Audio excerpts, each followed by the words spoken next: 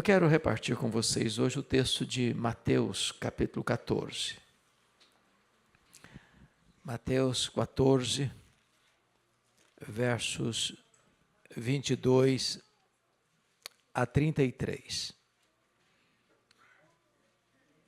Peço que você, ao término da leitura, não feche a sua Bíblia, para você acompanhar comigo a exposição. Está escrito o seguinte: logo a seguir, compeliu Jesus os discípulos a embarcar e passar adiante dele para o outro lado, enquanto ele despedia as multidões. E despedidas as multidões, subiu ao monte a fim de orar sozinho. Em caindo a tarde, lá estava ele só. Entretanto, o barco já estava longe, a muitos estádios da terra, açoitado pelas ondas, porque o vento era contrário. Na quarta vigília da noite, foi Jesus ter com eles, andando por sobre o mar. E os discípulos, ao verem-no andando sobre as águas, ficaram aterrados e exclamaram: é um fantasma! E tomados de medo, gritaram. Mas Jesus imediatamente lhes disse: tende bom ânimo, sou eu, não temais. Respondendo-lhe Pedro, disse: se és tu, Senhor, manda-me ir ter contigo por sobre as águas. E ele disse: vem. E Pedro, descendo do barco, andou por sobre as águas e foi ter com Jesus. Reparando, porém, na força do vento, teve medo. E começando a submergir, gritou: salva-me, Senhor! E prontamente Jesus, estendendo a mão, tomou e lhe disse: homem de pequena fé, por que duvidaste? Subindo ambos para o barco, cessou o vento. E os que estavam no barco o adoraram, dizendo: verdadeiramente és filho de Deus. Amém. Bom, eu gostaria de fazer aqui 4 declarações que para mim são verdades absolutamente irrefutáveis. E a primeira declaração é que as tempestades da vida existem e são inevitáveis.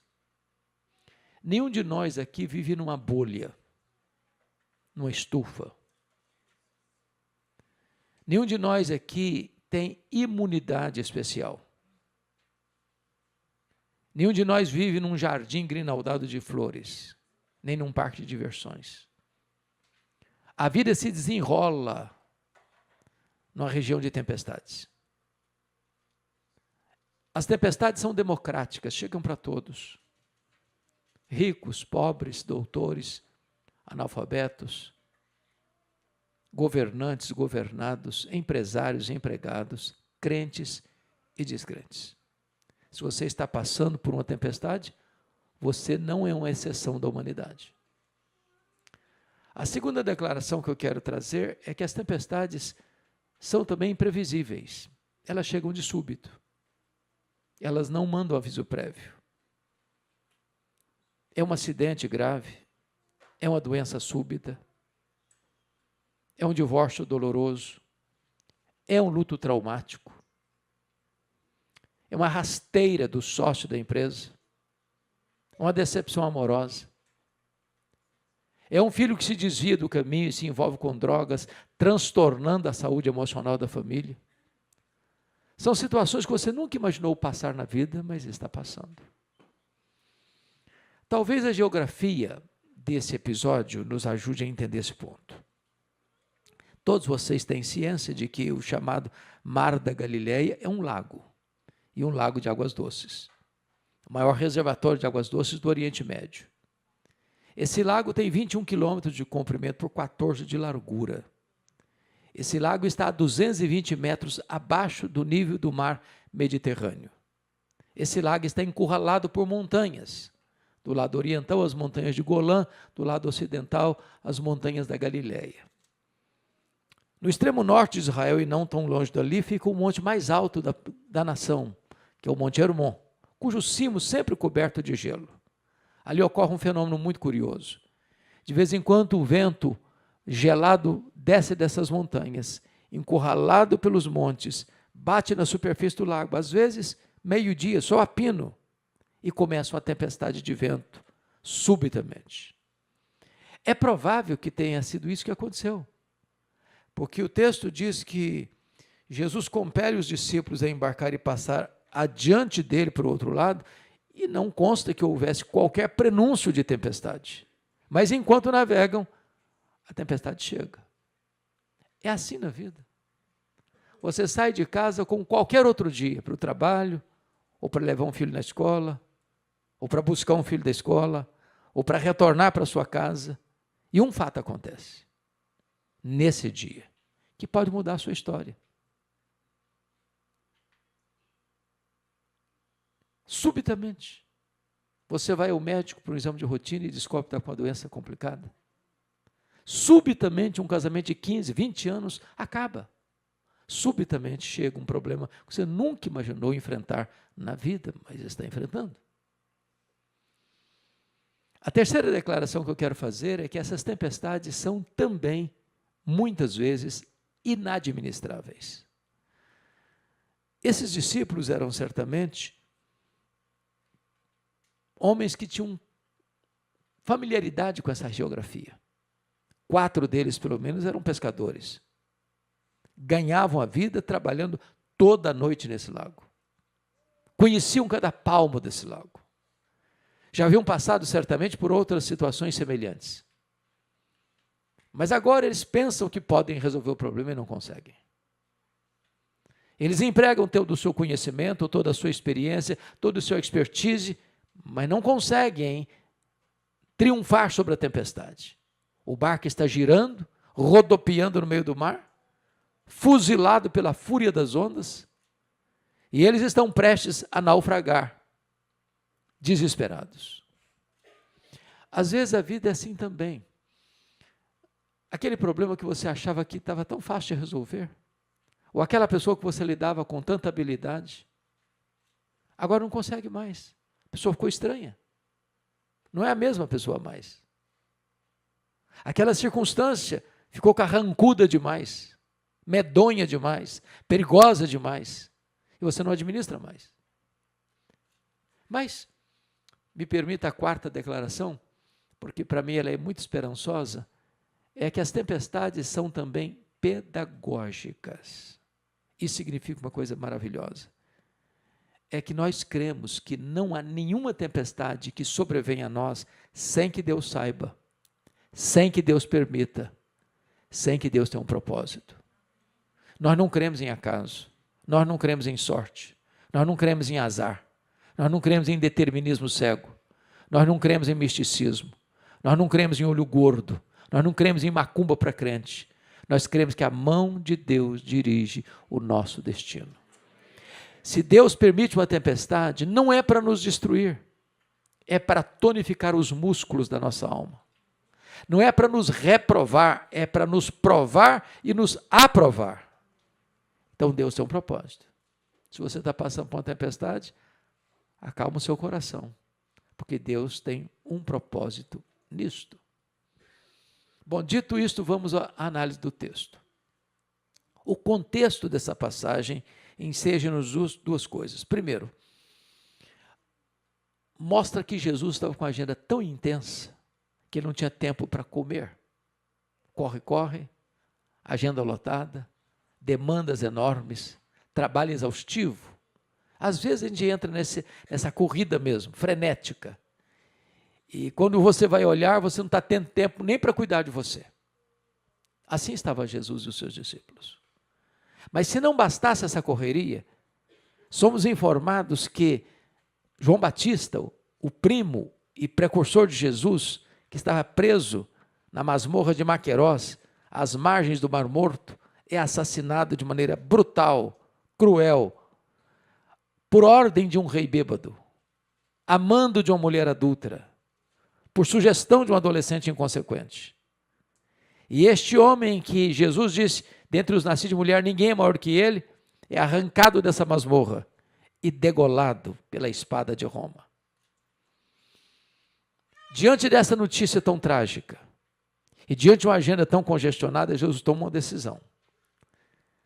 Sair de férias com os seus discípulos. Sair para um lugar de descanso. Fora do burburinho da multidão. Tem hora que você precisa descansar mesmo. Tem hora que você precisa parar a sua agenda. Tem hora que você precisa dar um tempo para você refazer suas forças, arejar a sua cabeça. Dar um passo para trás para você dar 2 passos para frente. O que é curioso é que quando Jesus e os discípulos chegam nesse local, retirado, desértico, a multidão já havia descoberto o plano e havia antecipado Jesus e os seus discípulos. E diz o texto que Jesus não despede a multidão para continuar de férias com os discípulos. Jesus olha para essa multidão, compadece-se dela, como ovelhas que não têm pastor, e passa a cuidar da multidão, passa a alimentar a multidão.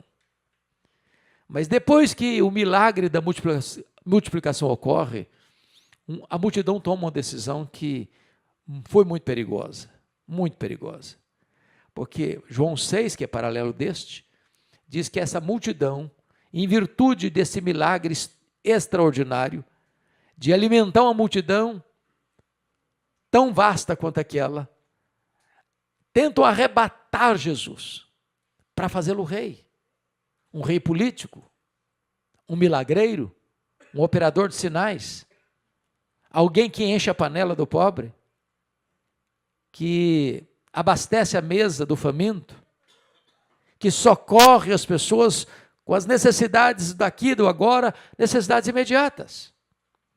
E quando Jesus percebe que essa multidão vem para arrebatá-lo para fazer rei, Jesus não quis que os seus discípulos participassem dessa agenda, nem visse essa pressão ou essa tentação. E por isso diz o texto que Jesus compele os discípulos. Ele não pede, ele não solicita, ele dá uma ordem, é uma obrigação, é imperativo. Compele os discípulos a entrar no barco e passar para o outro lado, enquanto ele, sozinho, ficou despedindo as multidões. Despedidas as multidões, diz Marcos 6, que é texto paralelo desse, que Jesus subiu sozinho para o monte. E de lá do monte, orando por eles, Jesus os viu em perigo. E então, na medida que eles estão avançando, atravessando o mar, e preste atenção que essa travessia era muito curta, porque eu estou falando da parte norte do lago. No máximo 1 hora de viagem, no máximo. Diz o texto aqui que Jesus os compele a embarcar, era dia certamente, a tempestade chega subitamente. E eu percebo que eles estão tentando resolver o problema, mas não conseguem. E diz o texto que já passava das 3 horas da madrugada, 4ª vigília da noite, e eles estão com o barco rodopiando ainda no meio do mar, com séria ameaça de um naufrágio. Quando então diz a Bíblia que Jesus vai ao encontro deles, e vai andando sobre as águas. E diante desse cenário, eles ficam mais apavorados ainda, porque de repente há um risco de luz na noite escura da tempestade, e o que eles enxergam? Alguém andando sobre as águas, mas nunca ninguém tinha andado sobre as águas. Então aquilo para eles não é um socorro, é uma ameaça. E eles ficaram mais apavorados ainda. Se não bastasse a circunstância, agora vem o medo de algo desconhecido. E gritaram: é um fantasma. E Jesus se dirige a eles dizendo: tenha de bom ânimo, sou eu. Não tenham medo. E Pedro, então, num rasgo de fé, num lampejo de fé, diz: se és tu, Senhor, manda-me ir ter contigo por sobre as águas. E Jesus diz: pode vir, Pedro. E o Pedro pula do barco. E Pedro tem uma experiência única, singular. Ele começa a andar e as ondas revoltas se tornam terra firme debaixo dos seus pés. Mas de repente, ele tira os olhos de Jesus, passa a reparar na força do vento e começou a afundar. E quando ele começa a naufragar, ele gritou por socorro: salva-me, Senhor! E Jesus prontamente levantou e disse: homem de pequena fé, por que duvidaste? E subiram ambos para o barco, e a tempestade cessou. E os que estavam no barco, diz a Bíblia, o adoraram dizendo, verdadeiramente és filho de Deus. Esse episódio, essa narrativa bíblica, enseja-nos algumas lições que passo a elencar. Primeira lição. Nas tempestades da nossa vida, Jesus sempre vem ao nosso encontro. Isso é maravilhoso, porque tempestade tem, mas tem companhia de Jesus também. Luta tem, mas tem a presença de Jesus também. O que é curioso é que o texto de Marcos 6 nos informa que quando os discípulos estavam em perigo, porque o vento era contrário, Jesus do alto do monte os avistava, em perigo. E Jesus estava fazendo o quê? Orando por eles. Ele subiu sozinho para o monte para orar, e ao orar por eles, os viu em perigo. Eu quero dizer para você que o nosso grande sumo sacerdote está à destra de Deus. E ele tem os seus olhares em você. Ele vê você em perigo. Ele vê você em dificuldade. Ele vê as suas noites escuras. Ele vê aquilo que ameaça você, que intimida você, que é um perigo para você. E ele está intercedendo em seu favor. Bom, eu não sei quantas vezes você já passou por tempestade ou se você está passando por uma tempestade hoje. O que eu posso lhe garantir à luz das Escrituras é que o Senhor sempre vem ao seu encontro nas tempestades da sua vida. A segunda lição que eu quero olhar nesse texto é que Jesus Cristo vem ao seu encontro, ainda que na quarta vigília da noite. Todos vocês sabem que os judeus dividiam a noite em 4 vigílias. Das 6 da tarde às 9 da noite, a primeira vigília. Das 9 da noite à meia-noite, a segunda vigília. Da meia-noite às 3 da manhã, a terceira vigília. Das 3 da manhã às 6 da manhã, a quarta vigília. Diz os entendidos que a hora mais escura da noite não é a meia-noite, é exatamente esse período da madrugada que antecede ao amanhecer. Agora, se você parar para perceber a geografia do lago, eu estou falando que eles entraram de dia para esse lago, para navegar. Já são 3 horas da madrugada e eles estão no epicentro da crise. Às vezes você pode dizer, bom, mas pensa em 9 horas, de 6 da tarde a 3 da madrugada. Pode ser uma eternidade. Tem hora que a crise, 1 minuto é uma eternidade. É a ameaça do naufrágio. É a revelação da impotência humana. É o esforço maior e resultado nenhum. É quando você emprega tudo que você sabe, tudo que você tem, toda a sua experiência e não resolve o problema. E o que é curioso à luz da Bíblia é que nem sempre o Senhor vem na hora que você quer, ou na hora que você acha que precisa. Tem hora que o Senhor espera o último furo da correia, a última volta do ponteiro. Quando você diz, não tem mais jeito, acabou, não tem mais solução. Esse é um problema insanável, é um problema insolúvel. Não tem mais jeito, acabou. As forças acabaram, as estratégias acabaram, a experiência acabou, nada vai dar resultado. Parece que chegou a hora de você jogar a toalha, de você desistir mesmo. Agora o fim é a morte, não tem outra saída. Ele vem, ainda que na quarta vigília da noite. O Senhor às vezes espera o último momento, para que você compreenda que quando o homem não tem mais força, não tem mais estratégia, não tem mais esperança, Deus ainda pode agir sobrenaturalmente. Na verdade, ele nunca chega atrasado.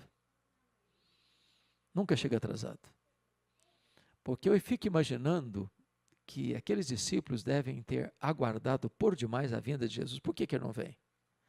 Por que ele nos empurrou para esta? Porque eles podiam estar reclamando, por que Jesus nos compeliu? Não foi ideia nossa. Nós nem queríamos. Aliás, o nosso plano era ficar de férias. Era descansar. E já que as férias foram frustradas, pelo menos que eles voltassem em paz para casa. Eu acho que deviam estar discutindo entre eles, por que nós fomos sair de férias? Em vez de melhorar para a gente, piorou. Porque agora nem tem férias e nem tem paz, porque nós estamos diante de uma tempestade. E Jesus não aparece. Eu acho que eles gritaram por socorro e a única voz que escutaram foi o eco do desespero deles.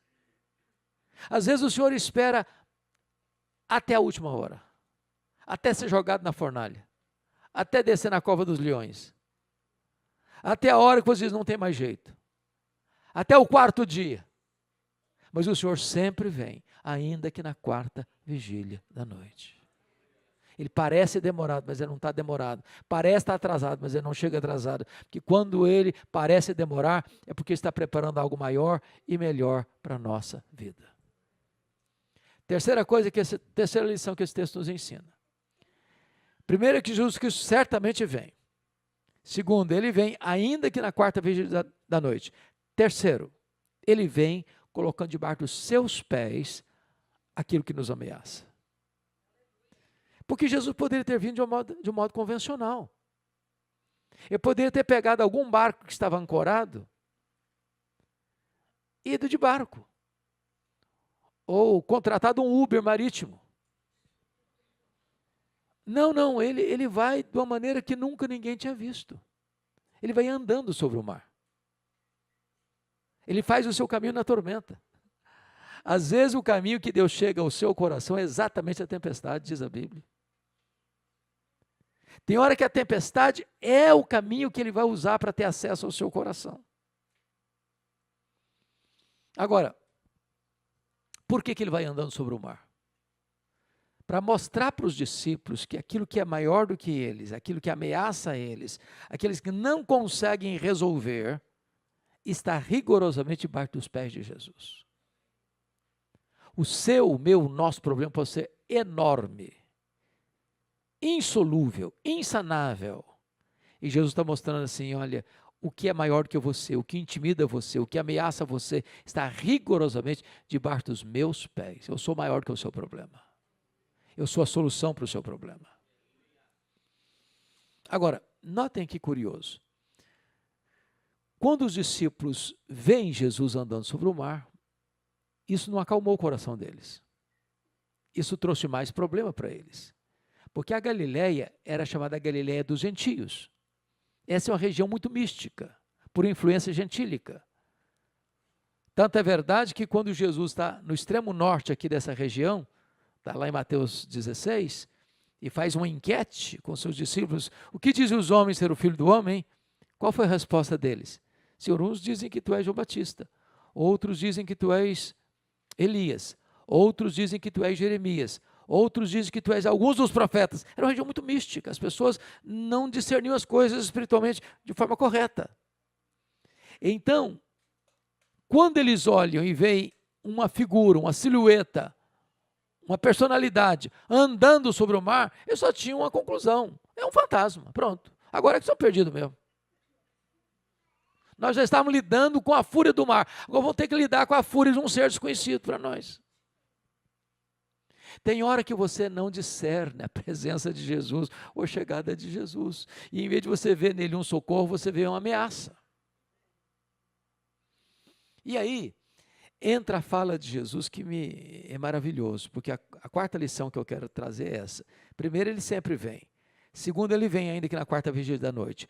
Terceiro, ele vem colocando debaixo dos seus pés o seu problema que ameaça você. Em quarto lugar, ele vem para acalmar o coração dos que estão aflitos.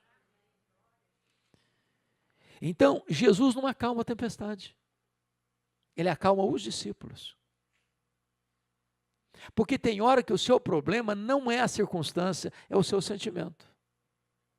Tem hora que o seu problema não está fora de você, tem hora que o seu problema está dentro de você. Então Jesus disse: tem de bom ânimo, sou eu, não tenho medo. Agora, notem comigo outra coisa. Há nos evangelhos duas narrativas de Jesus acalmando o mar.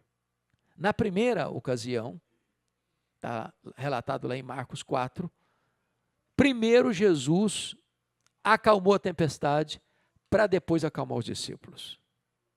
Quando Jesus disse para o mar, acalma-te, disse para o vento, emudece. E o mar tem ouvidos. E o vento escuta a voz do Criador. E o mar se amansa, e o vento recolhe as suas recâmaras. Jesus está dizendo, eu tenho poder para acalmar a circunstância que está assolando a sua alma, que está afligindo o seu coração. Mas aqui Jesus muda de metodologia. Aqui Jesus não acalma o mar, Jesus acalma os discípulos. E por que Jesus muda de metodologia nas duas narrativas bíblicas? Nas duas experiências, nos dois episódios? Porque Jesus sabe discernir quando a tempestade que mais assola você está dentro de você, quando a tempestade que mais assola você está fora de você. Tem hora que o seu problema não é a circunstância, é o seu sentimento. Então não adianta acalmar o externo se o interno está turbulento. Não adianta acalmar a circunstância se é a sua alma que está tempestuosa. E Jesus está aqui nesta noite para acalmar tanto a tempestade de fora quanto a tempestade de dentro. Tanto as circunstâncias quanto os seus sentimentos. Quinta verdade que esse texto nos apresenta. Primeiro, ele sempre vem. Segundo, ele vem, ainda que na quarta vigília da noite. Terceiro, ele vem, colocando debaixo dos seus pés o seu problema. Quarto, ele vem, quarto ou quinto? Quinto, ele vem para acalmar o nosso coração turbulento. Sexto, ele vem, agora é o quinto. Quinto, ele vem para socorrer, assistir aquele que afunda na vida.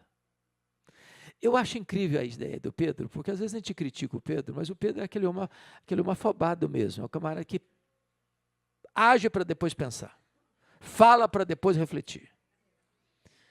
Tem Pedro aqui hoje, não tem?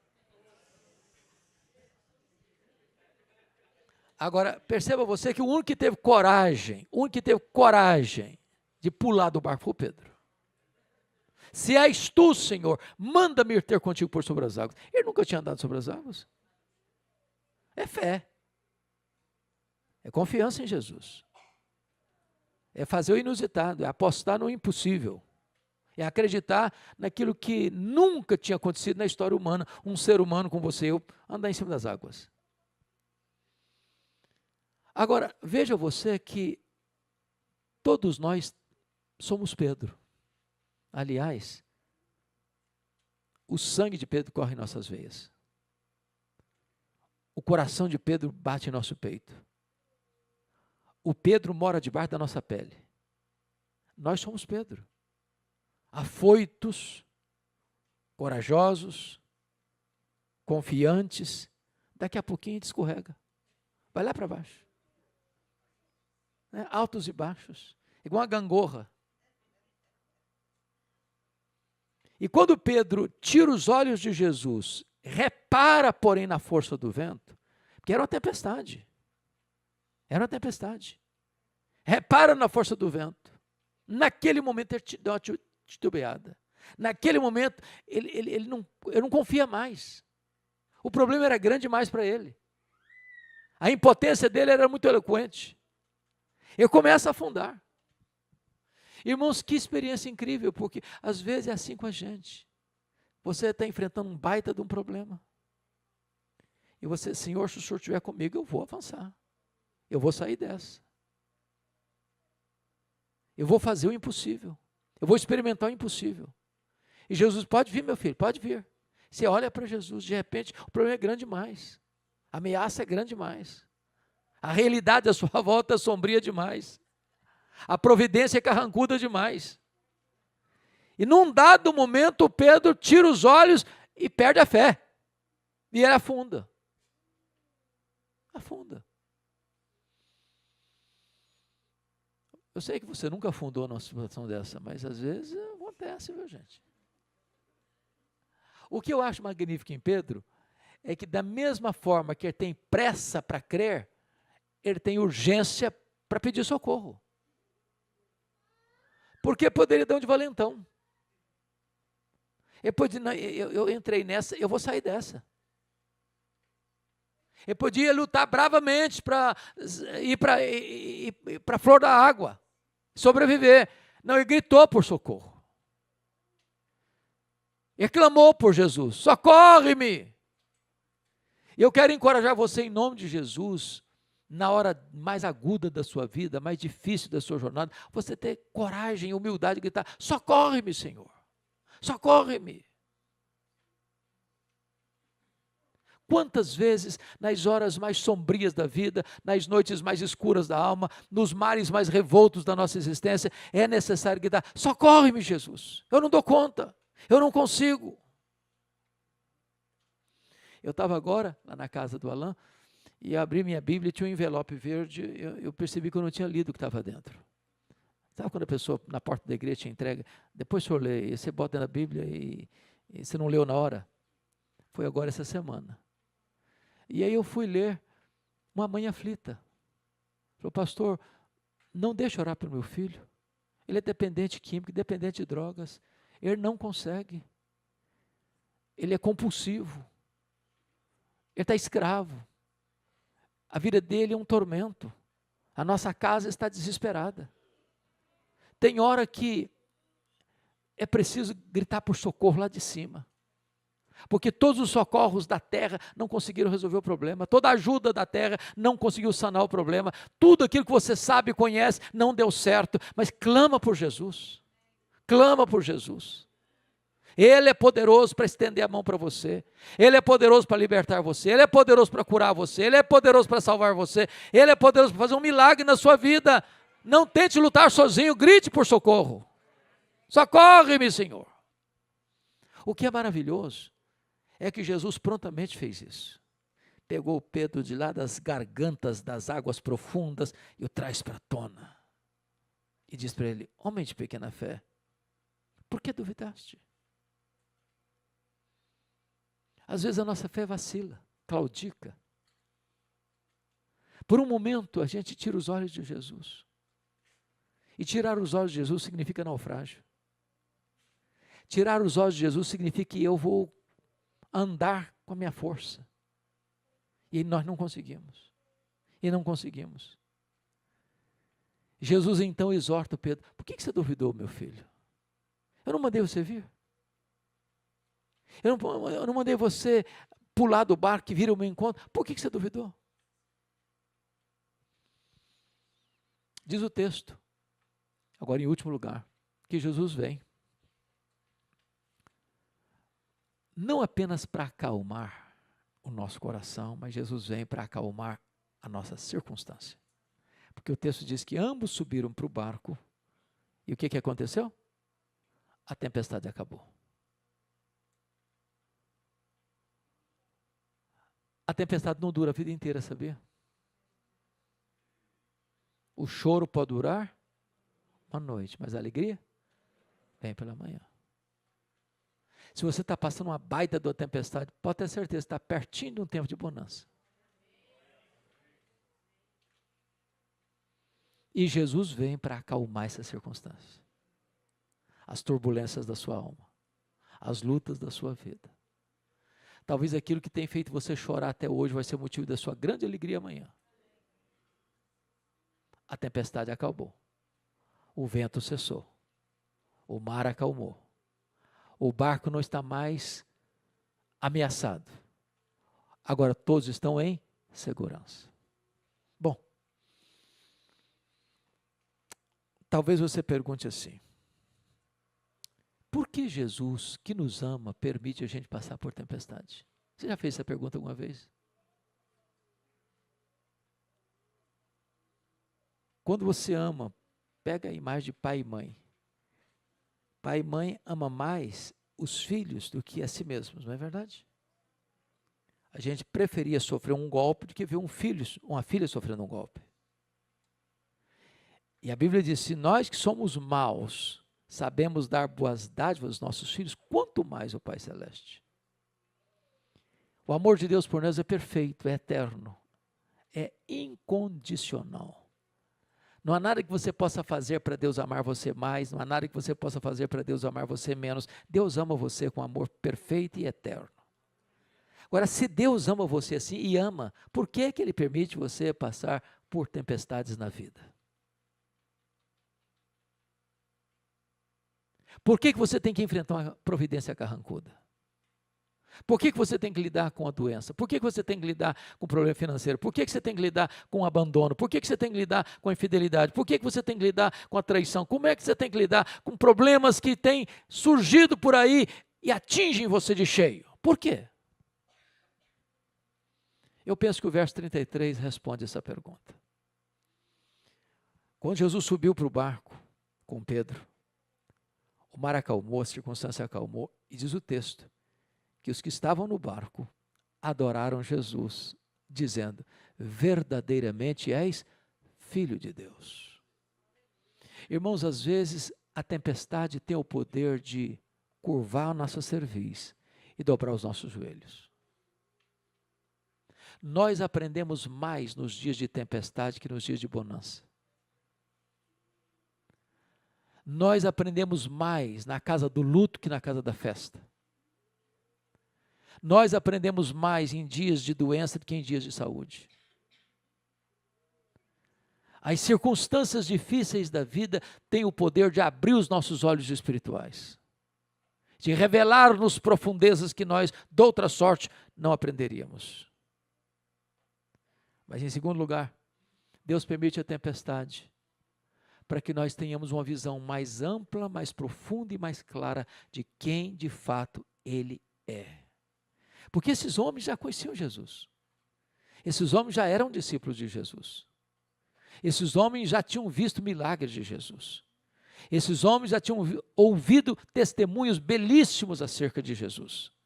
Esses homens verdadeiramente já sabiam quem de fato era Jesus. Mas agora eles têm um insight maior, uma revelação mais profunda, uma convicção mais inabalável. E eles dizem: verdadeiramente és filho de Deus.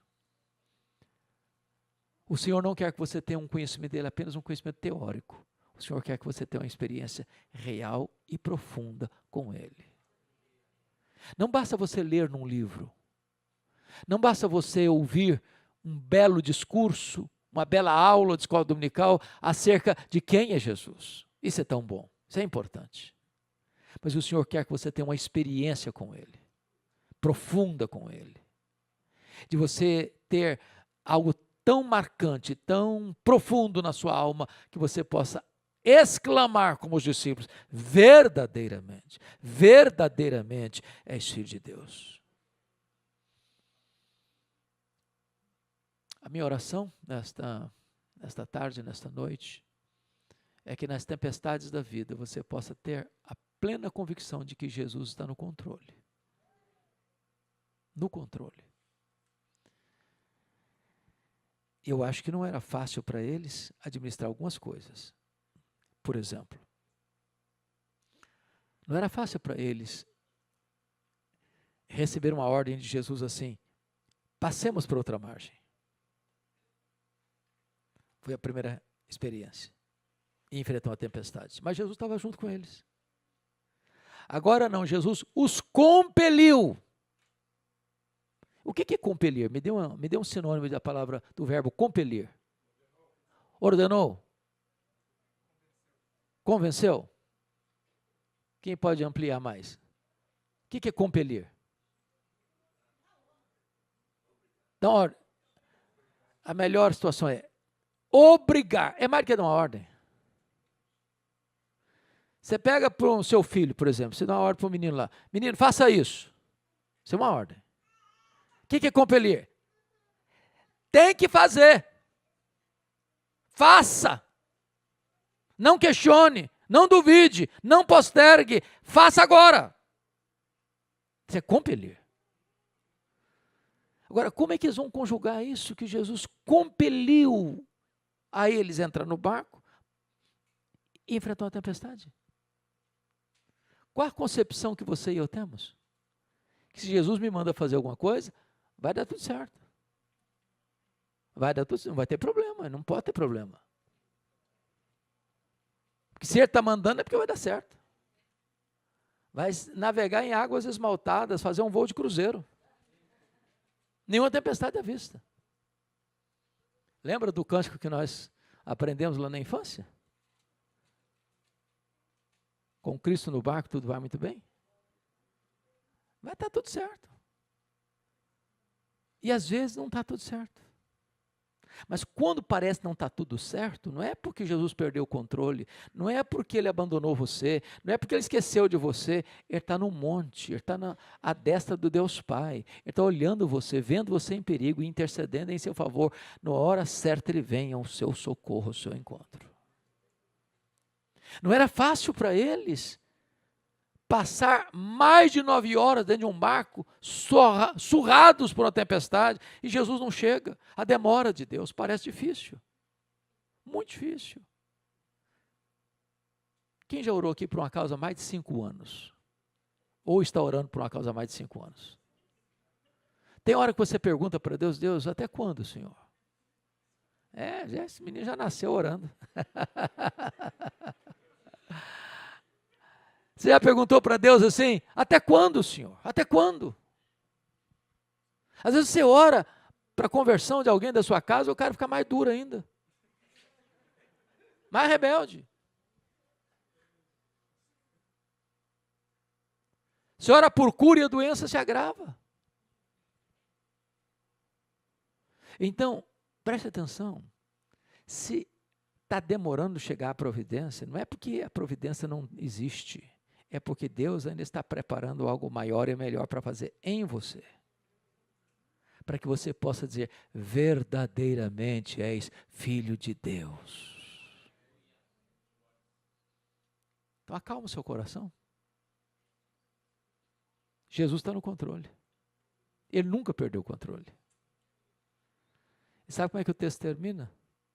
Em João 6, que é paralelo desse, que eles chegaram aonde? No porto desejado. Sabe o que a Bíblia diz? Nós vamos indo de força em força, de fé em fé, sendo transformados de glória em glória, e cada um de nós vai comparecer perante Deus em Sião. Aquele que começou a boa obra em você vai completá-la até o dia de Cristo Jesus. Não é você que vai segurar na mão dele, porque a sua mão é muito fraca, você pode abrir a mão.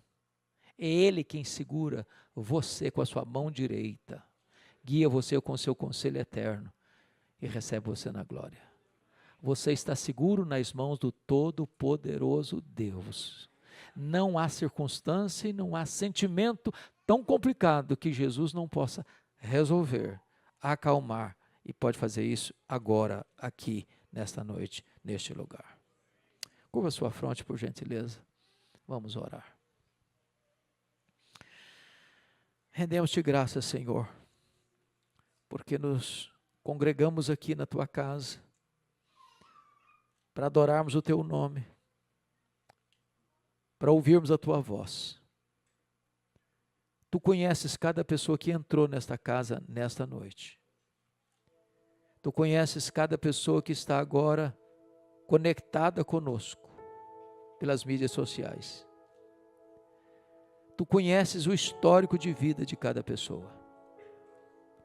Tu sabes, meu Deus, as dores, as lágrimas, as lutas, as angústias, os temores, as ameaças que cada pessoa aqui tem enfrentado na vida.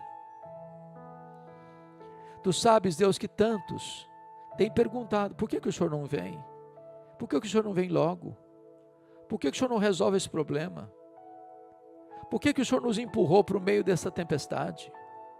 Por que estamos passando por isso? Por que o socorro não chega mais rápido?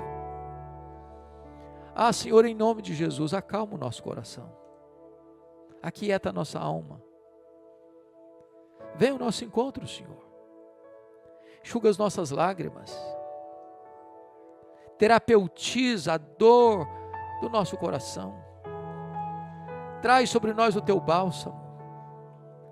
Cobre-nos com óleo fresco do Teu Espírito. Tira, Senhor, as vestes de tristeza e cobre-nos com vestes de louvor. Tira as cinzas, meu Deus, do lamento e põe nos nossos lábios um cântico de louvor ao Teu nome. Dá confiança ao Teu povo, dá serenidade ao Teu povo. para que entendamos que por mais longa ou por mais dramática que seja a tempestade, Tu estás à destra de Deus Pai, olhando para nós, intercedendo por nós, estendendo a Tua mão de socorro para nós. Que o Teu povo saia daqui hoje consolado pela Tua palavra, para que tenhamos uma experiência mais profunda contigo, um conhecimento mais empírico e mais prático de quem Tu és, e que todos nós nos prostremos aos pés do Senhor Jesus, para adorá-lo, reconhecendo que verdadeiramente